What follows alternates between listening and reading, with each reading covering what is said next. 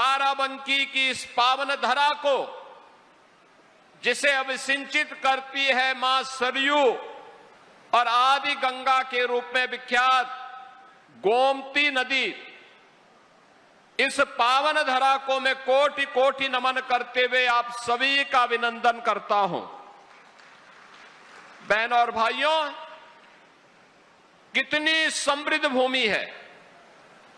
विरासत के साथ साथ कितनी प्रतिभाशाली विभूतियों को देने वाली यह धरती है और स्वाधीनता आंदोलन की अलख जगाने में भी इस भूमि का क्या महत्व है। हम जब इसके इतिहास को पढ़ते हैं तो देखते हैं तो गौरव की अनुभूति होती है। संत कवि बैजनाथ, संत कवि चतुर्भुज दास, संत कवि जगजीवन दास के साथ ही रविदत्त मिश्र, श्री शंकर दयाल अवस्थी, पंडित महेश दत्त शुक्ल, गुरु प्रसाद सिंह मुंगेश समेत तमाम ऐसे साहित्यिक विभूतियों को भी इस धरा ने भारत के साहित्य आकाश में उपलब्ध करवाया है।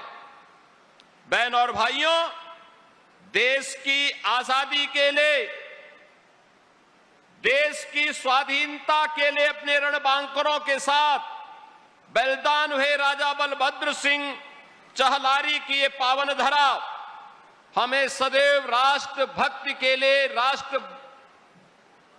अपनी भारत माता के प्रति समर्पण का भाव पैदा करती है। तो यहां के युवाओं की प्रतिभा, कभी केडी सिंह बाबू की हॉकी के एक प्रतिभाशाली खिलाड़ी के रूप में उन्होंने उस टीम का प्रतिनिधित्व किया जिसने भारत को मेडल दिलाने का काम किया था। ओलंपिक में भारत के नेतृत्व की टीम को आगे बढ़ाने में योगदान दिया था। वह भी बाराबंकी की ही धरा में पैदा हुए थे। यही नहीं, फ्लाइट लेफ्टिनेंट शंकर दयाल वाजपेयी, वायुसेना के एक वीर ने फ्लाइट लेफ्टिनेंट के रूप में उन्होंने अपनी सेवा देकर के अपने आप को बलिदान किया था देश की सीमाओं की सुरक्षा करने के लिए। आज मुझे ऐसी पावन धरा को नमन करने और यहां पर हमारे पदाधिकारी और जनप्रतिनिधियों के प्रयास से जो विकास की परियोजनाएं स्वीकृत हुई हैं, ऐसे लगभग 550 करोड़ रुपए की परियोजनाओं के लोकार्पण और शिलान्यास करने का सौभाग्य प्राप्त हो रहा है। मैं इसके लिए आप सभी को हृदय से बधाई देते हुए दरियाबाद के लोकप्रिय विधायक और प्रदेश सरकार के मंत्री श्री सतीश चंद्र शर्मा जी को, यहां के अपने एमएलसी और अन्य पदाधिकारियों का हृदय से अभिनंदन करता हूं। बहनों और भाइयों, आज मुझे आकर के यहां पर, सोमवार का दिन भी है और लोदेश्वर महादेव का दर्शन करके, बहुत पवित्र दर्शन और दिव्य दर्शन करके अंतःकरण को अत्यंत आनंद की अनुभूति हुई। कितना प्राचीन विरासत है, कितने सौभाग्यशाली हैं आप। इस जनपद में भगवान लोदेश्वर महादेव का आशीर्वाद प्राप्त होता है। अगल बगल के कई जनपदों के श्रद्धालु यहां आते हैं, लेकिन मंदिर जीर्ण शीर्ण स्थिति में, कोई पुरसा हाल नहीं। यह देश 1947 के पहले हम मान सकते थे गुलाम था, पराधीन था, लेकिन 1947 में देश की आजादी हुई थी। आजादी की वह लो बाराबंकी के लोदेश्वर महादेव के मंदिर तक भी पहुंचनी चाहिए थी, नहीं पहुंच पाई। आजादी के बाद वह लोग कब्रिस्तान की बाउंड्री वाल के लिए तो प्राप्त हुआ, लेकिन लोदेश्वर महादेव के मंदिर को नहीं प्राप्त हुआ। हॉकी के लिए जिन्होंने भारत के राष्ट्रीय खेल हॉकी के लिए पूरा जीवन समर्पित किया, ऐसे केडी सिंह बाबू के हवेली के लिए नहीं वह पैसा उपलब्ध हो पाया था, पारिजात के महाभारत कालीन उस वृक्ष के संरक्षण के लिए नहीं हो पाया था। आज मुझे बताते हुए गौरव की अनुभूति हो रही है। बहनों और भाइयों, हमने भारत के विरासत के प्रतीक बाराबंकी की पहचान भगवान लोधेश्वर महादेव के इस पवित्र मंदिर के कॉरिडोर के लिए भी धनराशि स्वीकृत कर दी है। और आज मैंने देख करके अत्यंत आनंद की अनुभूति हुई, कितना भव्य कॉरिडोर बन रहा है काशी विश्वनाथ धाम की तर्ज पर। काशी विश्वनाथ धाम की तर्ज पर अब हमारे लोधेश्वर महादेव मंदिर का भी कॉरिडोर बनेगा और आने वाला हर श्रद्धालु, चाहे वह बाराबंकी का हो, अयोध्या का हो, बहराइच का हो, गोंडा का हो, सीतापुर, लखीमपुर, लखनऊ, उन्नाव, हरदोई, रायबरेली, अमेठी, फतेहपुर और पूरा बुंदेलखंड क्षेत्र भी आता है। जो भी आएगा अभिभूत होकर के जाएगा और बदले में आशीर्वाद और धन्यवाद आपको देकर के जाएगा।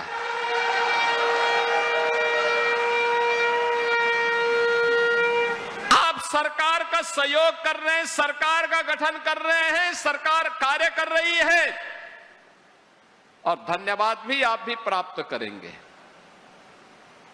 बहनों और भाइयों, यही काम तो हमारी सरकार ने किया है। अभी हम गोला गोकर्णनाथ में भी ऐसा ही भव्य कॉरिडोर का निर्माण कर रहे हैं, भव्य कॉरिडोर।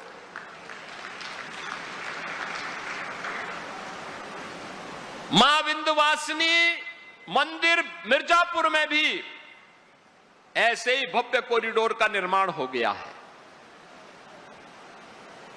काशी एक नव्य और दिव्य काशी के रूप में चमक गई है। आज से 9 वर्ष पहले कोई काशी जाता था, संकरी गलियों से जाना होता था, गंदगी रहती थी। आज काशी जाएंगे, भव्य और नव्य काशी के रूप में, दिव्य काशी के रूप में दर्शन होते हैं। अंतःकरण से जो भी आता है देश भर से, हम लोगों को भी 2 शब्द धन्यवाद का देकर के जाता है। कितना भव्य दर्शन कर हुआ है भगवान का। आज अयोध्या कोई आता है, अभिभूत होकर के जाता है। पूरे उत्तर प्रदेश वासियों को धन्यवाद प्राप्त होता है। उत्तर प्रदेश वासी देश के अंदर कहीं जाते हैं, आज उसे सम्मान प्राप्त होता है। जब कोई स्पोर्ट्स पर्सन देश भर का या खास तौर पर हॉकी का कोई खिलाड़ी, हॉकी में 36 वर्ष के बाद भारत की टीम ने ओलंपिक में मेडल जीता। उससे पहले केडी सिंह बाबू और मेजर ध्यानचंद जी के समय में ही भारत लगातार 3 बार ओलंपिक में मेडल जीता था, लगातार 3 बार गोल्ड मेडल जीता था। बहनों और भाइयों, कोई भी जब देखेगा कितना दुख हुआ था लोगों को जब समाजवादी पार्टी के समय में हॉकी के इस महान खिलाड़ी ने, जिसने पूरा जीवन भारत के राष्ट्रीय खेल हॉकी के लिए समर्पित किया था, और कितना हृदय विदारक क्षण था जब उनकी हवेली बिकने की नौबत आई थी। तब हमारी सरकार आई थी, हमने कहा केडी सिंह बाबू की हवेली बिकेगी नहीं, सरकार उसका पैसा चुकाएगी और केडी सिंह बाबू की स्मृति को हम पुनर्जीवित करेंगे। हर युवा के लिए एक प्रेरणा है, हर भारतीय के लिए एक प्रेरणा है। आपने कल देखा होगा रात्रि को जब फीफा का स्पेन और अर्जेंटीना का मैच चल रहा था, क्या लोगों में जज्बा था। 2 देश लड़ रहे थे, एक दक्षिण अमेरिका का अर्जेंटीना है और एक यूरोप का देश है स्पेन। दोनों टीमों के बीच संघर्ष चल रहा था, खूब लड़ाई दी जा रही थी फुटबॉल के लिए, और कैसे उनके समर्थक अभिभूत हो रहे थे। मैच हो रहा था अमेरिका में। न्यू जर्सी में मैच चल रहा था, मैं देख रहा था लोगों के उस जज्बे को। ऐसे ही हॉकी जब चलती है, पूरे भारत की निगाहें स्वतः स्फूर्त भाव के साथ उसमें लगती हैं, क्योंकि भारत का खेल है और इसको नई ऊंचाई प्रदान की थी मेजर ध्यानचंद जी ने और केडी सिंह बाबू की जोड़ी ने। एक नई ऊंचाई दी थी और केडी सिंह बाबू की हवेली बिक जाए, ये कैसे हम स्वीकार कर सकते थे? हमने कहा नहीं, केडी सिंह बाबू की हवेली का पैसा हम चुकाएंगे और केडी सिंह बाबू के म्यूजियम का निर्माण हम वहां पे करेंगे। बहनों और भाइयों, जब अच्छी सरकार आती है तो अच्छी सरकार ऐसे ही कार्यों को करके आगे बढ़ती है। विरासत, ये विरासत सनातन धर्म की पहचान है, याद रखना। इसी विरासत के संरक्षण के लिए, सनातन मूल्यों की रक्षा करने के लिए, यहां पर जो मैं कह रहा था कि अलग अलग समय में अलग अलग महापुरुषों ने अपना योगदान दिया। राजा बलभद्र सिंह चलारी जी ने भी अपना बलिदान इसी बात को लेकर के दिया था। देश की आजादी के लिए अपने रणबांकुरों के साथ उन्होंने ब्रिटिश हुकूमत की चूल्हें हिला दी थी। मात्र 18 वर्ष की उम्र में वो लड़े थे। मात्र 18 वर्ष, क्या उम्र होती है 18 वर्ष की, लेकिन देश की आजादी के लिए उससे बढ़कर के कुछ नहीं हो सकता। और यही तो काम किया था राजा बलभद्र सिंह ने, यही काम किया था कवि लाखन पासी जी ने, यही काम तो किया था देश की इसी गुलामी से मुक्त करने के लिए, देश की स्वाधीनता को बनाए रखने के लिए महाराजा बिजली पासी ने। यही तो योगदान दिया था महाराज सोहेलदेव ने, यही तो योगदान दिया था महाराणा प्रताप ने, छत्रपति शिवाजी महाराज ने और गुरु गोविंद सिंह जी महाराज ने। आज हम स्मरण करते हैं इसलिए क्योंकि देश की स्वाधीनता को बनाए रखने के लिए उन्होंने अपना योगदान दिया।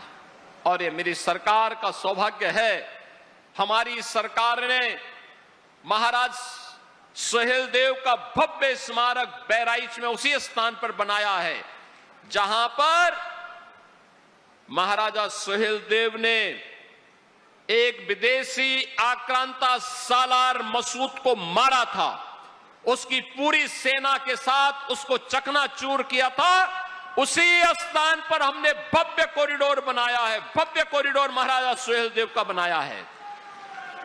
हमारी सरकार लखनऊ में वीरांगना उदा देवी पासी का भी भव्य एक बटालियन, पीएसी की बटालियन ही हमने गठित की है।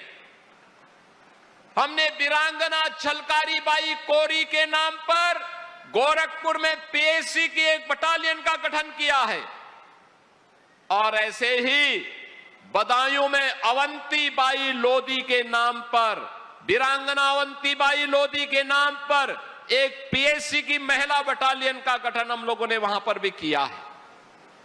महारानी दुर्गावती के नाम पर बांदा में हम लोगों ने मेडिकल कॉलेज का निर्माण किया है। औरैया में लोकमाता अहिल्याबाई होलकर के नाम पर एक गवर्नमेंट मेडिकल कॉलेज का निर्माण किया है। अयोध्या में इंटरनेशनल एयरपोर्ट महर्षि वाल्मीकि के नाम पर किया है। अयोध्या में रेन बसेरा ये निषाद राज के नाम पर किया है। यानी हर महापुरुष को, जिस भी महापुरुष ने देश के लिए योगदान किया है, सनातन के लिए अपना समर्पण किया है, हमारा दायित्व बनता है उनको सम्मान दें, उनके गौरव को, उनकी महिमा को वर्तमान पीढ़ी को अवगत कराएं और उन्हें इस बारे में अवगत कराएं कि सनातन की सुदृढ़ नींव पर ही हमारा उज्जवल भविष्य निर्भर करेगा, हमारा भविष्य इस पर निर्भर करेगा। सनातन सुरक्षित है, हम सब सुरक्षित हैं। और अगर सनातन के ऊपर कोई खतरा आएगा तो बहनों और भाइयों, ये खतरा कोई बच नहीं पाएगा। ये जो बांटने वाले लोग हैं ना, ये सपा कांग्रेस के नाम पर जितने भी नमूने हैं, याद करना जब आपके ऊपर संकट आता है सबकी बोलती बंद हो जाती है, ये सबका मुंह बंद हो जाता है, कोई बोलेगा नहीं। और यही कारण था, पैसा आपका, लेकिन वो पैसा खर्च होता था कब्रिस्तान की बाउंड्री वॉल के नाम पर। महादेवा के लिए पैसा नहीं मिलता था, अयोध्या के लिए पैसा नहीं मिलता था, महाराज सोहेलदेव के नाम पर, महाराज बिजली पासी के नाम पर, महाराज लाखन पासी के नाम पर,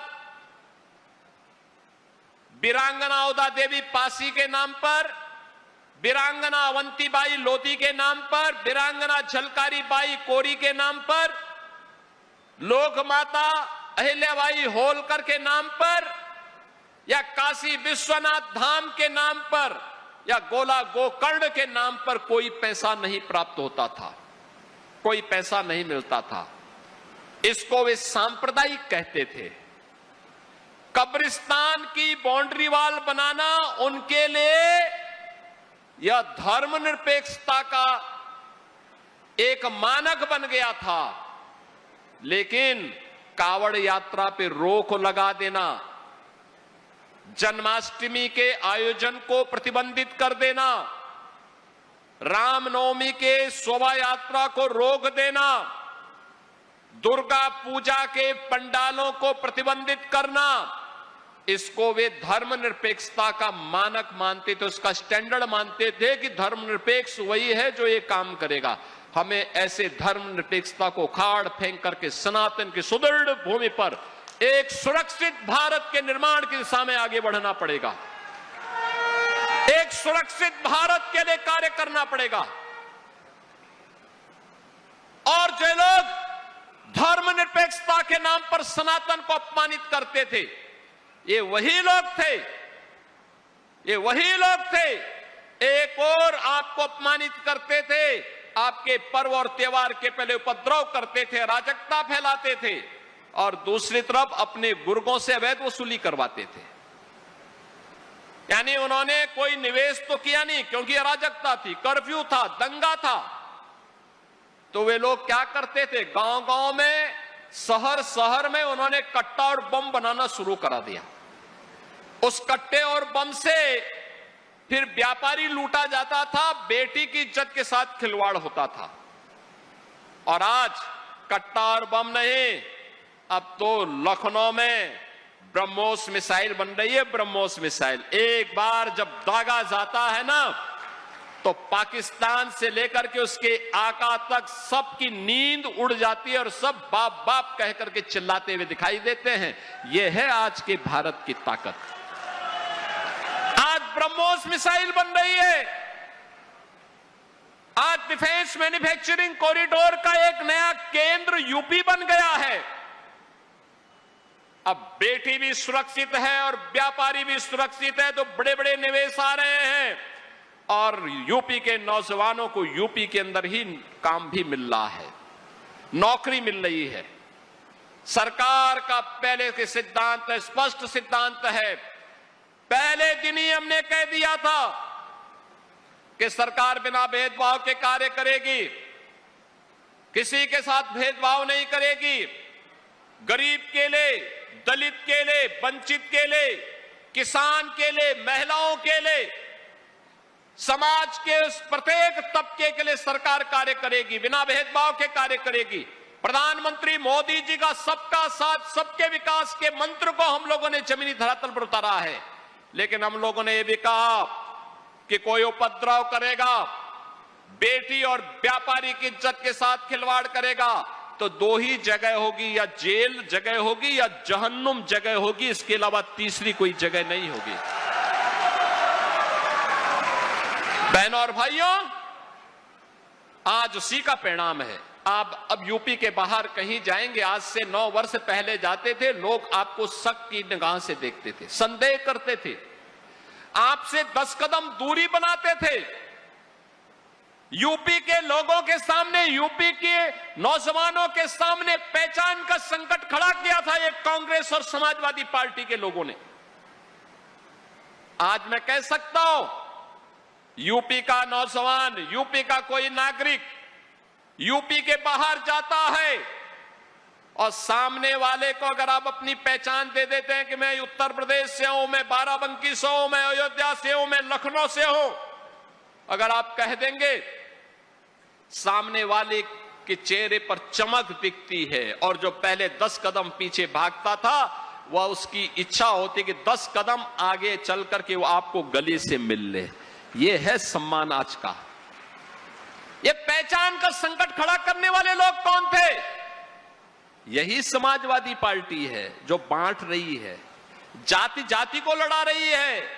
यही समाजवादी है। बेटी की सुरक्षा के लिए यही सपाई खतरे बने हुए थे और उस समय कहावत ही चल पड़ी थी कि देख सपाई बिटिया घबराई। बहनों और भाइयों, याद रखना, नए लोगों को बताइए इनकी गुंडागिर्दी के बारे में, इनके उपद्रव के बारे में, इनकी अराजकता के बारे में, इनके द्वारा विकास के कार्यों में लूट के बारे में। आप लखनऊ में जाते होंगे, ताज होटल के ठीक पीछे एक ऊंची खड़ी बिल्डिंग दिखाई देती है, उसको कहते हैं जेपीएनआईसी। ये जेपीएनआईसी ये देश के अंदर इमरजेंसी के खिलाफ आवाज को उठाने वाले, एक नया शंखनाद करने वाले लोकनायक जयप्रकाश जी के नाम पर बनी हुई है। समाजवादी पार्टी बना रही थी। उस बिल्डिंग की कीमत कितनी थी? 200 करोड़। खर्च हो गया 864 करोड़ और अभी भी अधूरी थी। अधूरी, पूरी नहीं हो पाई। ये लूट थी समाजवादी पार्टी की। पूर्वांचल एक्सप्रेसवे का निर्माण हमारी सरकार ने किया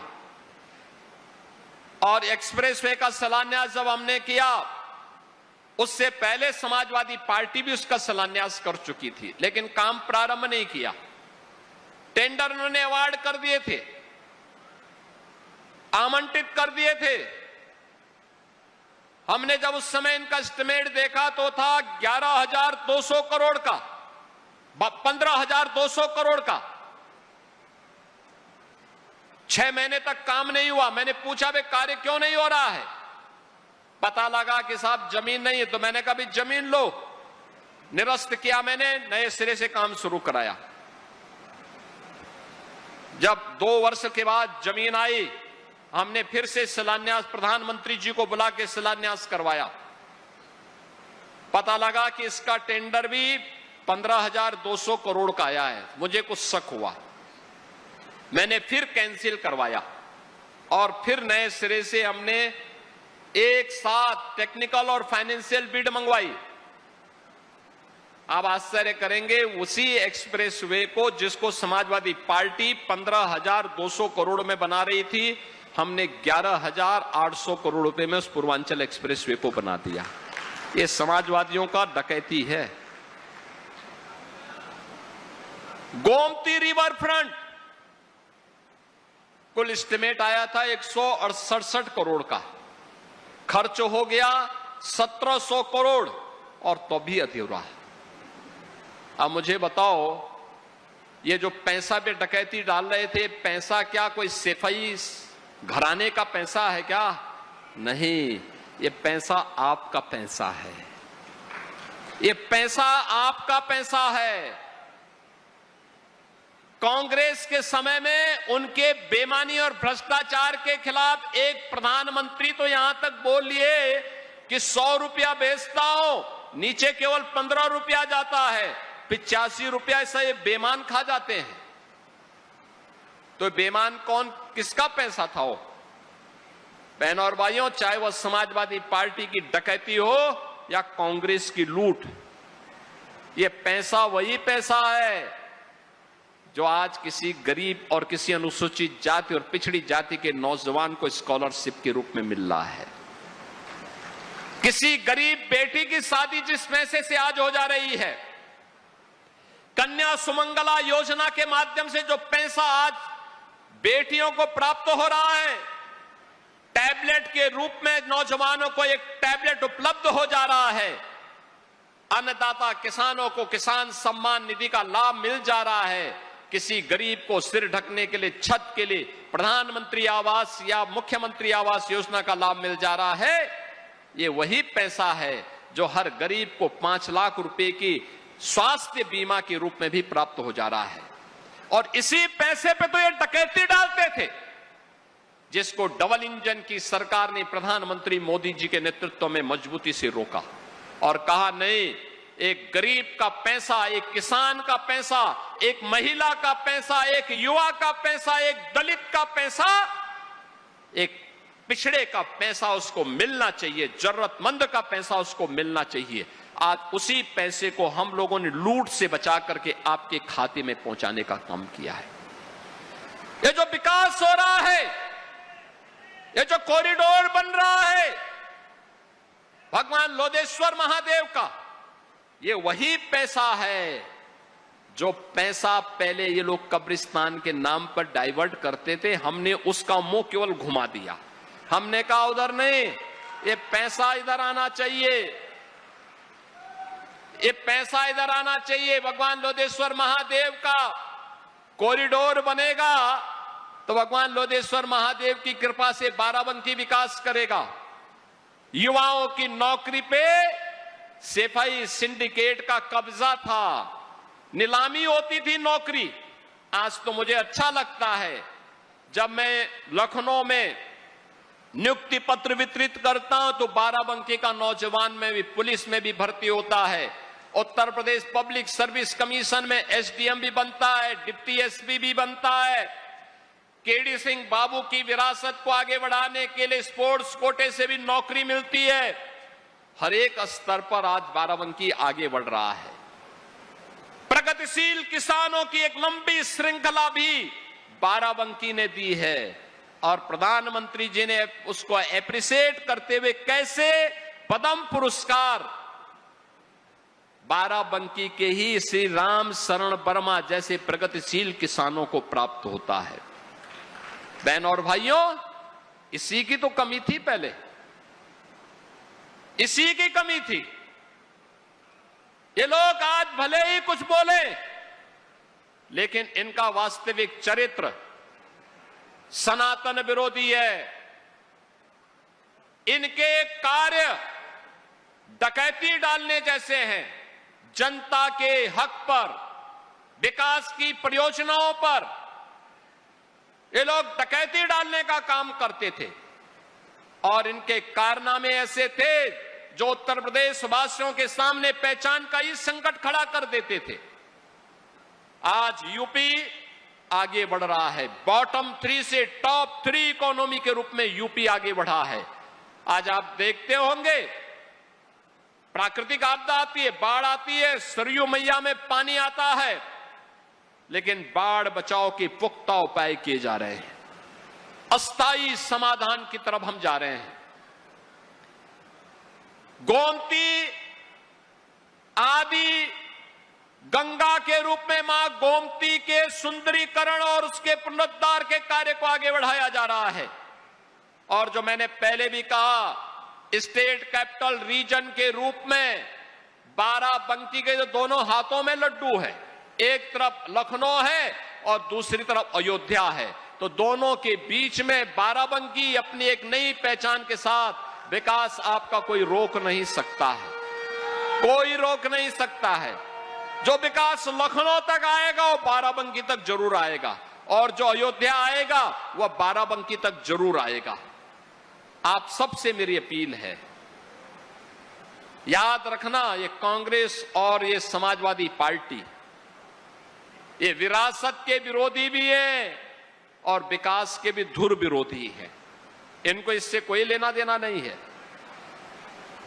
ये गांव के विरोधी हैं, गरीब के विरोधी हैं, किसानों के विरोधी हैं, नौजवानों के विरोधी हैं और महिलाओं के तो जन्मजात विरोधी हैं। इन लोगों से सतर्क रहने की आवश्यकता है। सतर्क रहेंगे तो हमेशा सुरक्षित रहेंगे। और नहीं तो आप देखते होंगे ना कि जैसे ही इनसे कोई सटेगा तो खतरा उतना ही बढ़ेगा। उनसे सावधान और सतर्क रह करके बाराबंकी के विकास की इस प्रक्रिया को, जैसे आज 550 करोड़ रुपए की एक नई सौगात के रूप में हम लोग, ये केवल 2 ही विधानसभा की बात कर रहा हूं मैं भी, इसमें कॉरिडोर वाला काम हमारा पहले से चल रहा है लगभग 100 करोड़ का। आज मैंने जिलाधिकारी बाराबंकी से भी कहा है कि जो सड़क लोधेश्वर महादेव के सामने से जा रहा है, थोड़ा इसको 4 लेन का कर देने की आवश्यकता, 2 लेन से थोड़ा 4 लेन हो जाए। जो गेट है, इस गेट को और भव्य बनाने की आवश्यकता है। प्रस्ताव भेजें, पैसा हम देंगे, पैसे की कमी नहीं। आज अब पैसे की कमी नहीं है, विकास के लिए पैसे की कमी नहीं। जनता जनार्दन के लिए, युवाओं के लिए, महिलाओं के लिए, अन्नदाता किसानों के लिए, गरीबों के उत्थान के लिए कोई पैसे की कमी नहीं। हर कार्य जनता को समर्पित है और उसी समर्पण भाव के साथ आज हम सब आए हैं आपके बीच में कहने के लिए। आपने यहां पर दरियाबाद से सतीश चंद्र शर्मा जी को चुनाव जिता करके भेजा, विकास तेजी के साथ कर रहे हैं। वे यहां तो कर ही रहे हैं, लेकिन साथ साथ अन्य जनपदों में जाकर के कार्य भी कर रहे हैं। आपने देखा होगा पहले क्या होता था, एक समाजवादी पार्टी के समय में गरीब का राशन सब चट कर जाते थे। हम लोग आए तो मैंने उनको खाद्य मंत्री ही बनाया और खाद्य मंत्री के रूप में जब उन्होंने काम करना प्रारंभ किया, आज आप देखते होंगे हर गरीब का राशन गरीब तक पहुंच जाता है। और अगर कहीं कोई धांधली कर रहा है तो लखनऊ की स्क्रीन में हमें सामने आ जाता है कहां चोरी कर रहा है, हम तत्काल कार्रवाई कर देते हैं। तो समाजवादी पार्टी को डकैती डालने की छूट देने की बजाय ईमानदार लोगों को चुन करके भेजेंगे तो लाभ ही लाभ है, फायदा ही फायदा है, गरीब का भी लाभ है। अब गरीब में तो सभी लोग आ जाते हैं, दलित, वंचित, पिछड़े, हर गरीब आ जाता, महिला, सब निराश्रित, सभी लोग आ जाते हैं। आप याद करिए पहले समाजवादी पार्टी और कांग्रेस के समय में पेंशन का पैसा, पेंशन गरीब को नहीं मिलता था या छात्रों को छात्रवृत्ति नहीं मिलती थी, और मिलती थी तो उसमें भी कट ली जाती थी, यानी उसमें भी घूसखोरी होती थी। आज तो हमने तय किया है कि 12,000 रुपए सालाना वृद्धजनों को, निराश्रित महिलाओं को, दिव्यांगजनों को पेंशन देंगे। हम लोग लखनऊ में बटन दबाते हैं, 1,06,00,000 से अधिक इन सभी परिवारों को 12,000 रुपए सालाना पेंशन उनके अकाउंट में चला जाता। कोई कट नहीं ले सकता, कोई घूसखोरी नहीं कर सकता। छात्र की छात्रवृत्ति उसके अकाउंट में जाती है, कोई बीच में घुसखोरी नहीं कर सकता है। तो अच्छे लोगों को चुनेंगे तो फायदे में रहेंगे। रामनगर में भी अगर बीजेपी का कमल खिला होता तो रामनगर भी विकास की बुलंदियों को छू रहा होता, लेकिन यहां के लोगों को फुर्सत ही नहीं। उन लोगों को जिनको चुन करके भेजा आप लोगों ने 22 में या 24 में, उनको तो फुर्सत ही नहीं होती है, फुर्सत ही नहीं है विकास के बारे में चर्चा करने के लिए। एक भी बार विकास की किसी योजना का प्रस्ताव उन्होंने नहीं दिया, एक भी प्रस्ताव नहीं दिया, क्योंकि फुर्सत नहीं है। विकास उनके एजेंडे में नहीं है। विकास उनके एजेंडे में होता तो रामनगर पिछड़ता नहीं, ये भी तेजी के साथ आगे बढ़ता। बाराबंकी में ढेर सारे कार्यक्रम हो सकते थे, लेकिन जिनको 24 में आपने जिता करके भेजा, उनको फुर्सत ही नहीं है कि इसके बारे में सोच सके। और इसलिए बहनों और भाइयों, अच्छे लोगों को चुनेंगे तो वर्तमान तो ठीक करेंगे ही करेंगे, उज्जवल भविष्य की आधारशिला को भी वे सुदृढ़ करेंगे। और यह केवल और केवल भारतीय जनता पार्टी का कमल ही करा सकता है। मुझे बहुत अच्छा लगा आज भगवान लोधेश्वर महादेव की पूजा करते समय, वहां पर भगवान लोधेश्वर महादेव को मुझे बहुत सुंदर कमल चढ़ाने का अवसर प्राप्त हुआ। यानी इसका मतलब कमल के फूल को भगवान लोधेश्वर महादेव का आशीर्वाद प्राप्त हो गया। आप सब इन लोगों को आशीर्वाद दीजिए, मजबूती के साथ आगे बढ़िए। आपको मैं आश्वस्त करने के लिए आया हूं कि बहनों और भाइयों, विकास के नाम पर कोई आपको छल नहीं सकता है। और विकास की जो योजना बाराबंकी की आएगी, उसको हम आगे बढ़ाने का कार्य करेंगे। आपको इन सभी 550 करोड़ रुपए की परियोजनाओं के लिए मैं हृदय से बधाई देता हूं, अपनी शुभकामनाएं देते हुए अपनी वाणी को विराम देता हूं। धन्यवाद। जय हिंद, जय जय श्री राम।